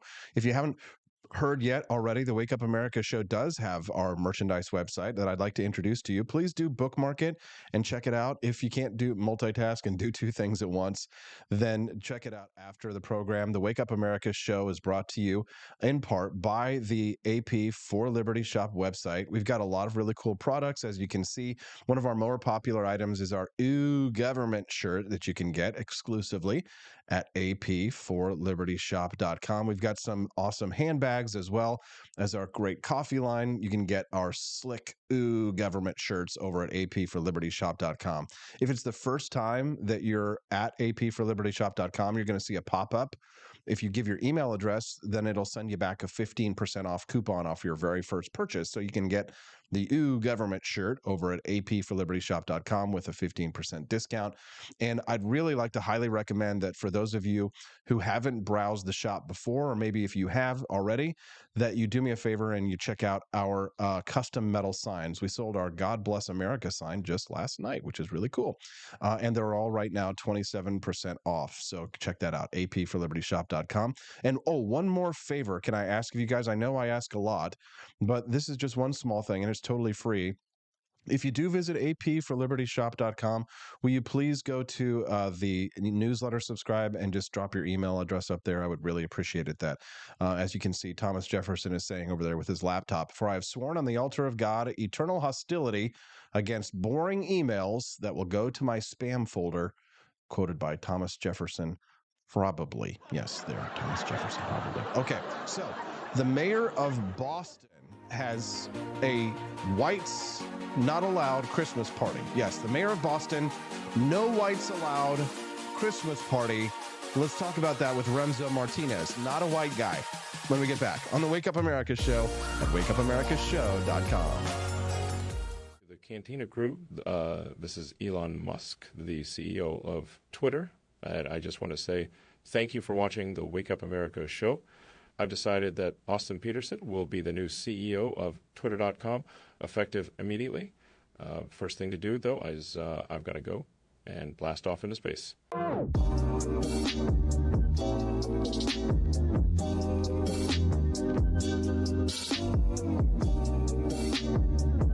If there wasn't going to be somebody who was a fiery champion of liberty, somebody who would get out there and who would be aggressive, and if they wouldn't do it with more fire or passion than I had, then I would go and I would fight this battle for us. I've fought for the principles that we all share. Parties tend to be secondary to me. We're here because we believe in the principles of liberty. I am not a perfect messenger, but I think I'm a damn good one. This is a replica of our first president's flintlock pistol. You have my full support, my respect, and my gun.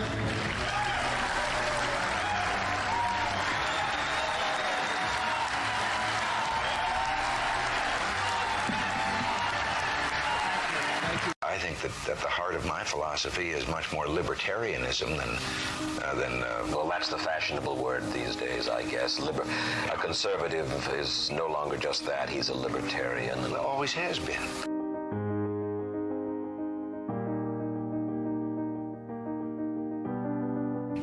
Yet any time you and I question the schemes of the do-gooders, we're denounced as being against their humanitarian goals. They say we're always against things, we're never for anything.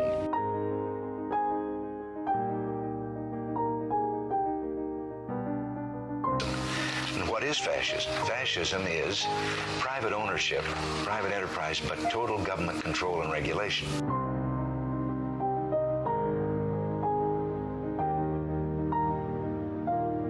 Well, the trouble with our liberal friends is not that they're ignorant. It's just that they know so much that isn't so.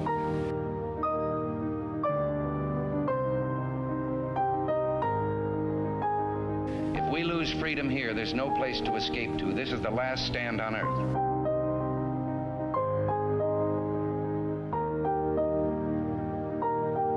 This is the issue of this election. Whether we believe in our capacity for self-government or whether we abandon the American Revolution and confess that a little intellectual elite in a far distant capital can plan our lives for us better than we can plan them ourselves.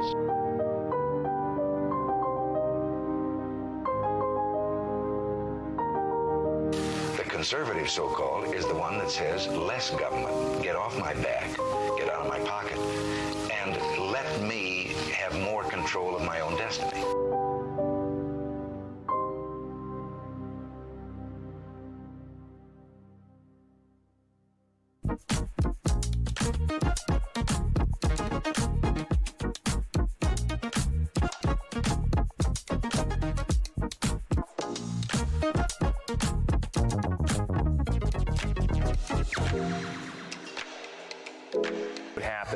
If I had to pick up the phone, call 911 for one of my family members or one of my neighbors, what would I do if no one was on the other end to respond? What if there was no 911? You can be a part of the solution. Anybody can be a firefighter. Male, female, younger, older. We have school teachers. We have leaders in business. Is me, you, anyone that wants to be. There is no typical firefighter. Do you hate the deep state? Do you reject the Antichrist in all his ways? Do you believe that aliens controlled LBJ to assassinate John F. Kennedy? Did you know that the shot can put chemicals in you that will make you more sensitive to 5G? Do you love America? Do you want more freedom? Do you like smoking hot red-headed libertarians? Then the AP for Liberty shop is for you! Check out all the awesome new merch and have a happy new year! Fight the deep state, reject the Antichrist. Visit AP for Liberty shop and get your patriotic merchandise now, or the deep state wins.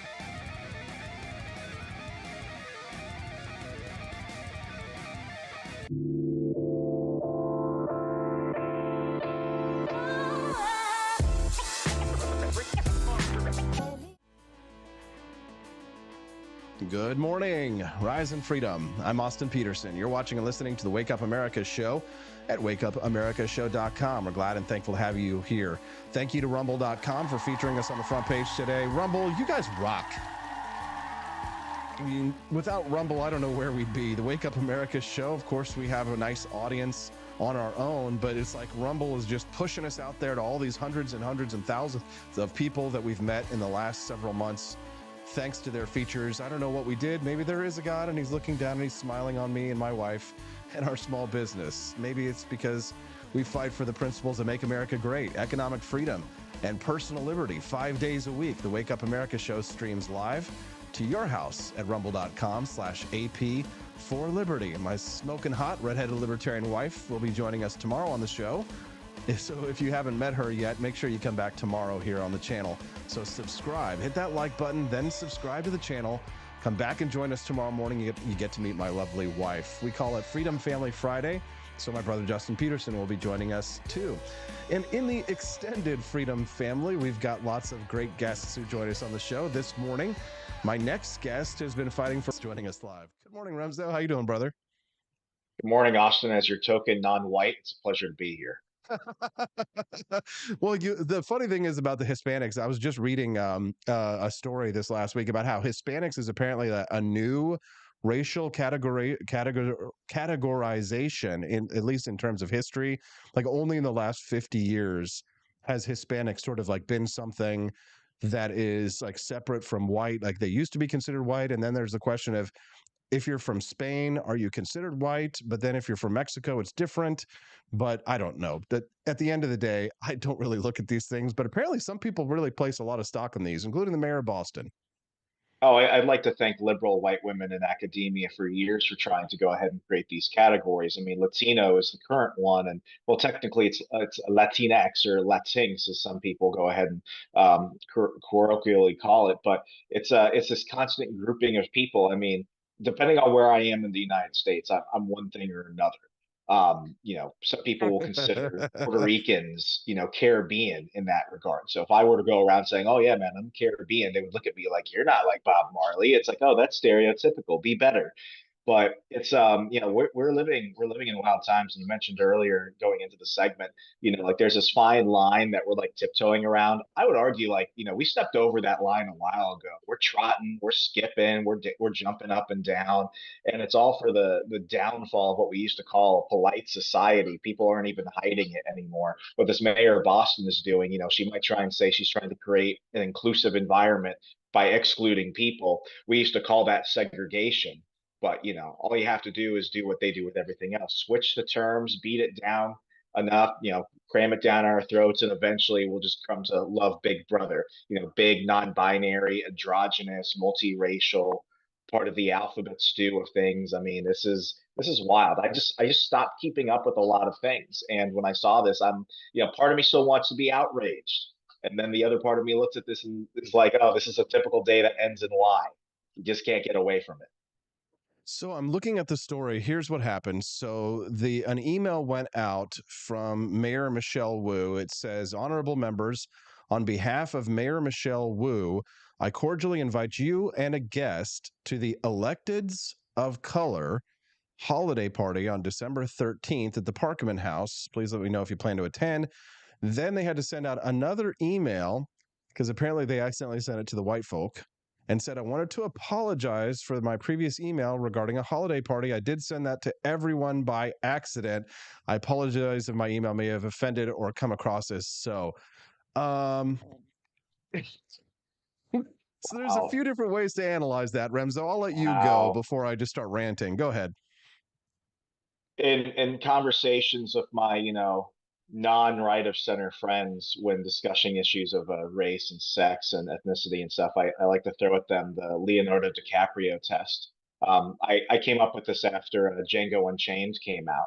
And the test is, if you could say it as Leonardo DiCaprio's super white racist plantation owner would say it, if it sounds racist after you're done, it does. So let's go ahead and just, read this not verbatim, but it's like, "Dear colored elected officials, you was hereby invited to our only colored elected officials party." And then it's like, "Oh, hello, white people. We forgot to invite you to our party that you're not invited to because of the merits of your race. Greetings and salutations, the mayor of Boston." It sounds kind of freaking racist to me. You can't treat him Just like gonna any lay of the that other. You can't treat him like any of the other N-words around here because he ain't like any of the other N-words around here. That's a great movie, by the way, Django Unchained. Oh my gosh. If you're just tuning into the Wake Up America show, good morning. Click like and subscribe. I'm speaking to Remzo Martinez this morning, where he's joining us. I'm your host, Austin Peterson. Remzo is a contributor to the Political Insider, and he's becoming something of a regular guest on the show. We're glad to have over 600 people watching us live this morning. Yo, what's up? We appreciate your audience. So I don't think that they're upset that they might have offended somebody. I think they're upset they got caught. What do you think? Of course they're upset they got caught because it's a non-apology apology. The apology would have been, "We realized how horrible this is. Please come to the party." Did they even invite them to the party?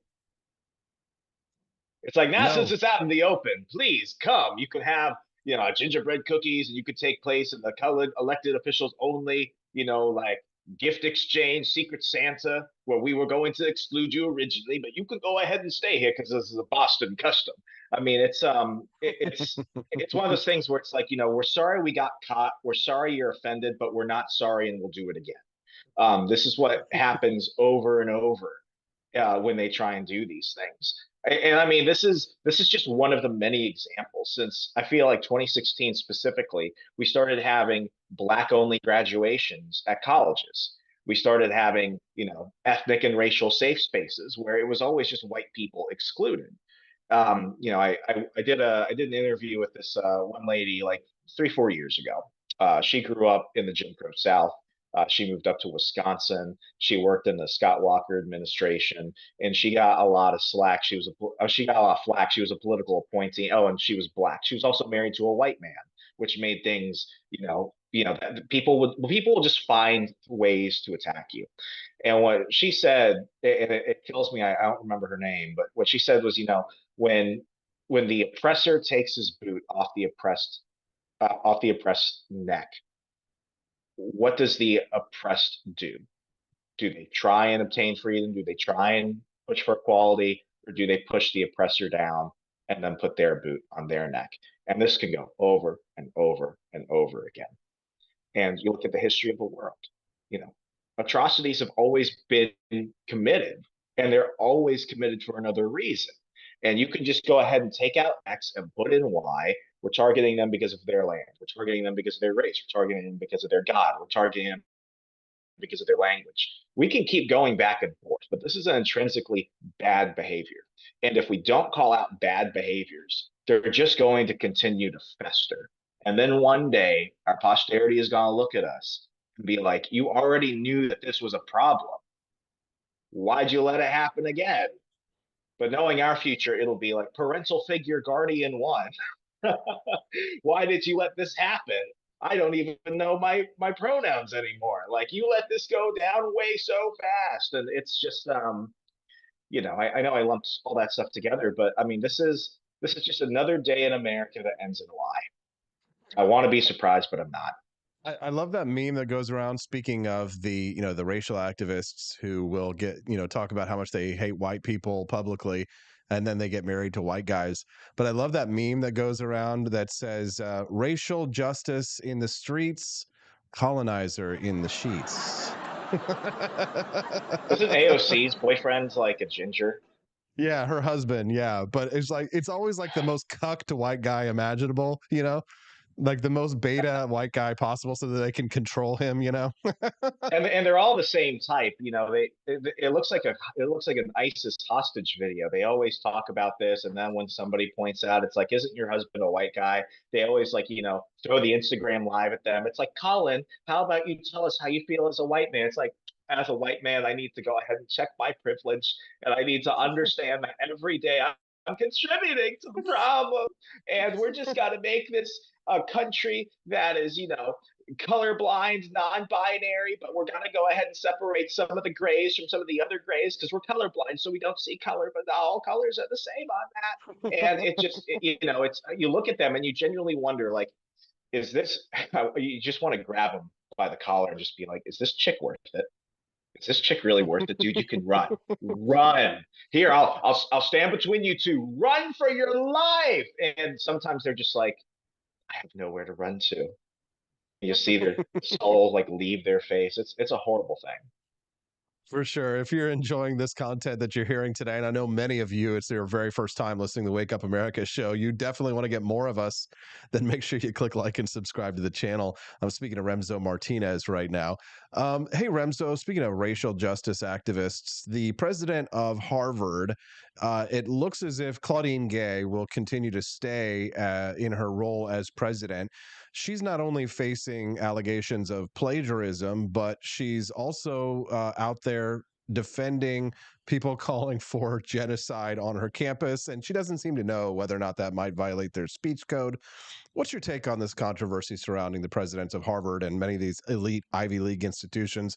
What's the solution to these problems? It's got to come from the board and the donors. And I would say that with anything in the private sector. You know, this issue, I have to go ahead and address the loud ringing elephant in the room. It's the libertarians who suddenly are like cool with genocide and stuff like that. And it's like, guys, you are making life difficult by the day. You're just not getting invited to Thanksgiving next year. I don't know what else to say. But with her specifically, it's like she's holding out for one reason: money. She's holding out for that. If you leave that and you succumb to the situation, you're gonna end up ticking off the people that probably defended you like 5 months ago before this even mattered. But in terms of like the real issue, which is like, it's the professors. It's the professors. I would even go a step further and say it's the parents. We you know, this is nothing new. I'm not saying anything that's new. We went ahead and put several generations through academia, and we trusted that they would get an education and they would develop freedom of thought and they would respect true diversity of opinion. And that somewhere went to hell, and then we just went ahead and ignored it forever. And now we look at the situation and we wonder, wow, it's like, did we know that these people were on campus the entire time? And it's like, where have you been, especially after 2020? If after 2020 and all the summer of love stuff that went down, you're still like shocked by all of this. I blame the parents of these students. How did you let your child become a radical defending a terrorist group? How did you let your child end up supporting racial segregation on campuses? How is this person that you raised to be a good, moral, and upstanding citizen turn into just an absolute degenerate? But then here's the thing. Maybe the parents are the exact same way. Maybe we need to go ahead and address the real uncomfortable thing, which is maybe it's not just the colleges. Maybe they're going there because they want their children to end up that way, because they don't actually care. There's something wrong with America. It's starting at home. We have to really look across to our neighbors and wonder, at what point do they just look at this and they don't see a problem? It can't just be us identifying that something is really screwed up, whether this person should step down or not, whether, it was the professors on campuses that indoctrinated these students or not. There's something rotten with our country. And I don't know where it started. I don't know what it is, but I know too many people, especially in the DMV area, DC, Maryland, Virginia area, where all the power is coalescing. That's why I always knew that Amazon's HQ2 was going to be put here, because they want to be right next to everything. They're okay with it. They don't care. I'm seeing pro-Palestinian flags in majority white upper class contractor neighborhoods and stuff like that. Like, what is happening? I think that should be the real question. I agree with Remzo Martinez. He's a great guest, isn't he, ladies and gents? Remzo, is there anything else that you'd like to share with our massive audience before we let you go today? Nothing much. You can catch up with me and more and all the cool stuff I do over on X. It's just Hey Remzo, HeyRemso. Austin, thank you so much for having me on the program this morning. We always appreciate Remzo Martinez. One round of applause isn't enough. Merry Christmas to you, Remzo. We'll see you soon. Merry Christmas. Bye. That's great. Remzo Martinez. What do you guys think? Send us a text at 573-319-1586. Again, you can text the show at 573-319-1586. I do want to remind you guys that the coffees, this morning I'm drinking Thomas's Painkiller coffee. I'm going to go over to this other microphone here for just a second and talk to you about this coffee, because one of our brands is getting ready to go away. Hold on just one moment.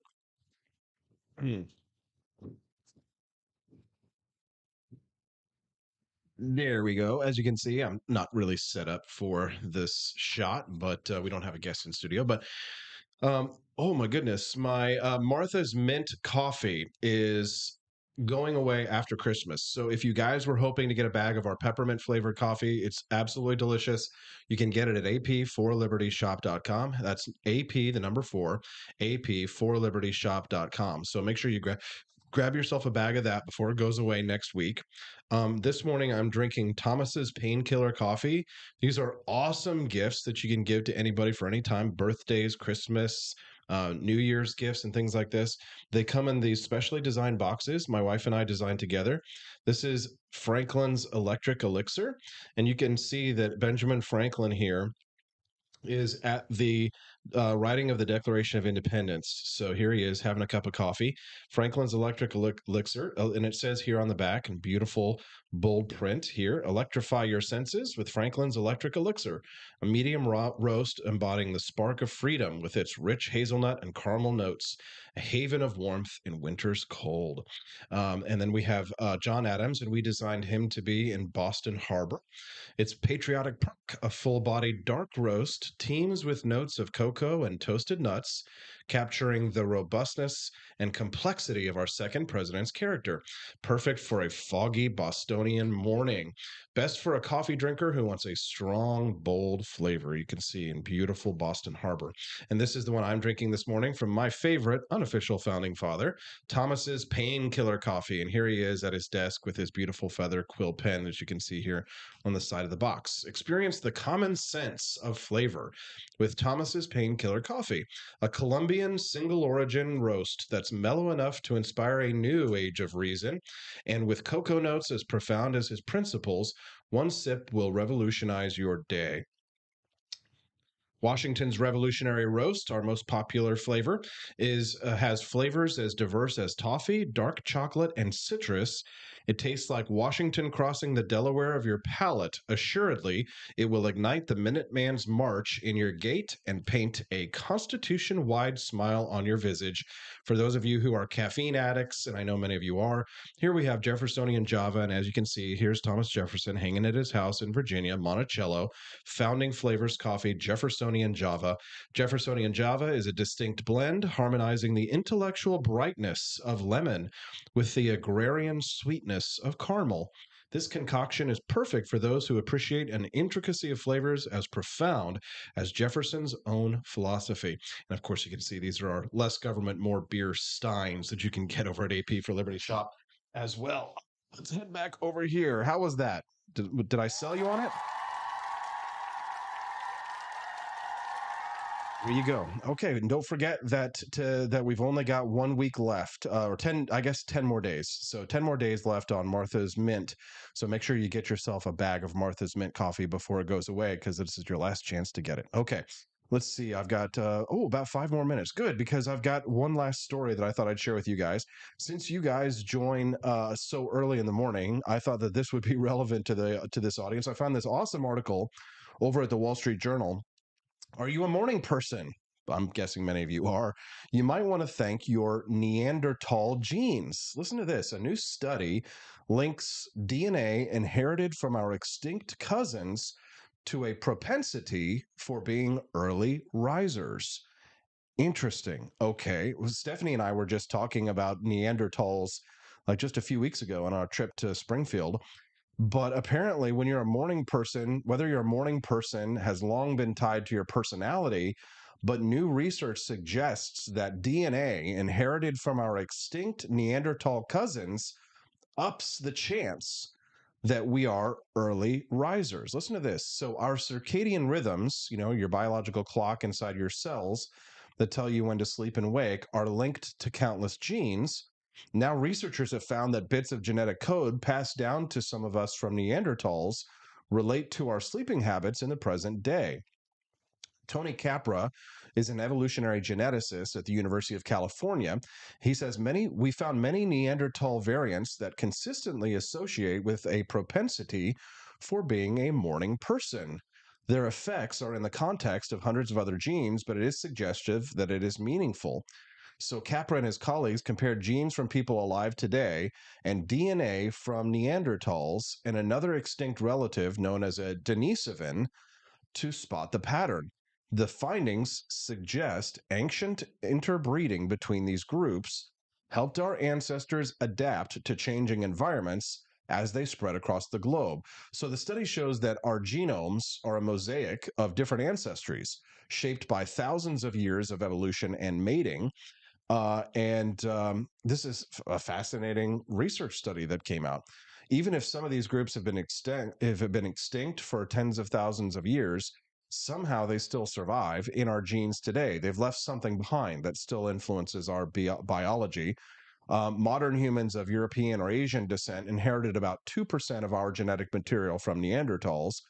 And then the first Homo sapiens emerged about 300,000 years ago in Africa, and some left the continent around 70,000 years ago. As they moved into Eurasia and they encountered the Neanderthals and the Denisovans, the different species began to intermingle.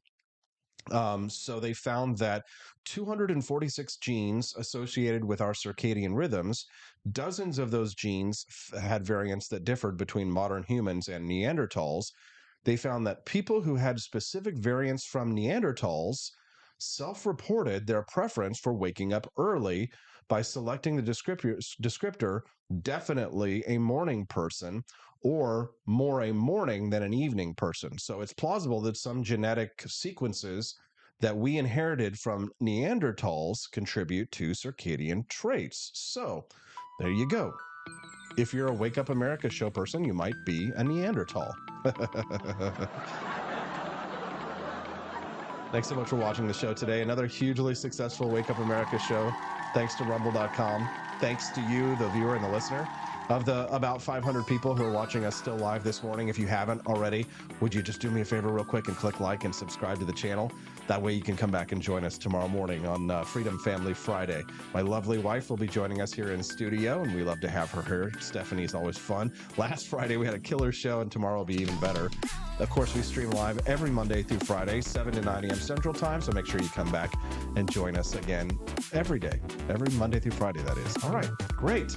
Joni Rankin says she loved this. She shares Rising Early and the DNA of Nordica. There you go. We're all Neanderthals now. Appreciate everybody for joining us today. It's been so much fun. Again, one more time, don't forget Martha's Mint Coffee is going away. So go to apforlibertyshop.com. Last night we sold our very first custom metal sign over at apforlibertyshop.com, and it was the God Bless America sign. So there you go. So cute.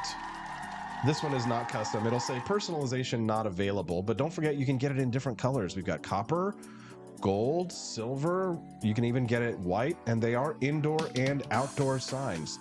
So some of them are customizable, and I hope that you guys will check those out because I'm really hoping this will be a new part of our business going forward. Lots of patriotic fun signs. Many of them, again, are customizable. Let's see if I can find a really quick customizable one for you here this morning to get it started. There we go. Living free. How about this? Click personalize, and we're going to go, let's see, what color we like. Black is fine. Which size? 12 inches is fine. Let's go to apforlibertyshop.com. There we go. Cool. Or you can be Joni Rankin. Or it can be Barney Styles. Or it can be Nelson65. Or it can be InJam77. Or it can be Corey and spell it right. Corey and Callie. Or it can be Luke Sacker. Oh, wrong sack. Sorry, guys. Or it can be Verge, who just subscribed to the channel.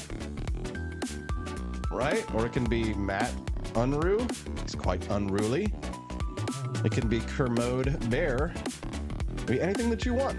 You can get them exclusively at apforlibertyshop.com. Merry Christmas, everybody. We'll see you tomorrow on Freedom Family Friday with my lovely wife and my brother, Justin Peterson. It's going to be a great show. I hope to see you there. Have a wonderful day on the Wake Up America Show at wakeupAmericaShow.com.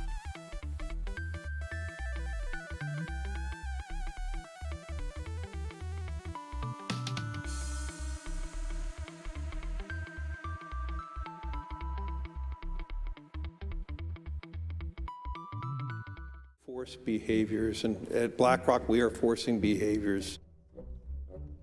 Mao ordered his citizens to throw off the four olds: old thinking, old culture, old customs, and old habits. So your whole life went in the garbage overnight, no biggie. And those who resisted were attacked by an army of purifiers called the Red Guard, who went around the country putting dunce caps on people. Yeah, who didn't take to being a new kind of mortal being. If you don't force behaviors, whether it's gender or race or just any way you want to say the composition of your team, you're going to be impacted. Well, things haven't been so sweet for Ben & Jerry's after the company posted an anti-American tweet, a few of them, on the 4th of July. The ice cream makers declared the United States was founded on stolen indigenous land. Well, someone should tell Target that, because they're now selling swimsuits with tuckums in the women's section of the store.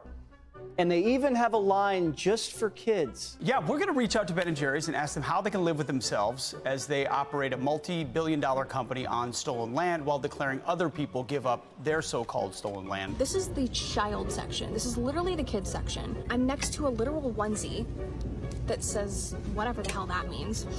We have "Glad You Came Out" and "I'm so happy that you're queer" in the kids section. Are you kidding me?